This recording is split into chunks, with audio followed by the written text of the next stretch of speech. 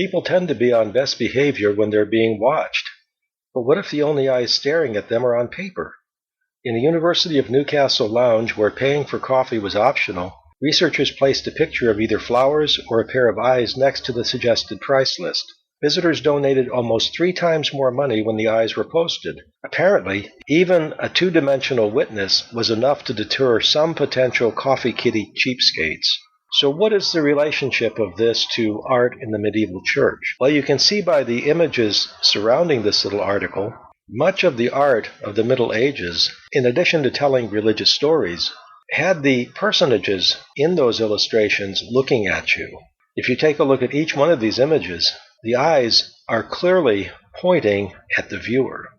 There's a lot of similarity between this and the little experiment done at the University of Newcastle, although the stakes in the life of the person in the Middle Ages was much greater than being embarrassed perhaps at not donating to an optional coffee kitty fund. In the case of the person in the Middle Ages, to whom life was very much more mysterious than it is to us today, religion and what would happen to a person after they died was a paramount concern. The idea that they were being observed by God, who had total control of their life, was a very serious proposition. And since the medieval mind saw society organized far differently than we do today, this constant vigilance would have had a great deal of impact on the way they behaved and on their scope of action.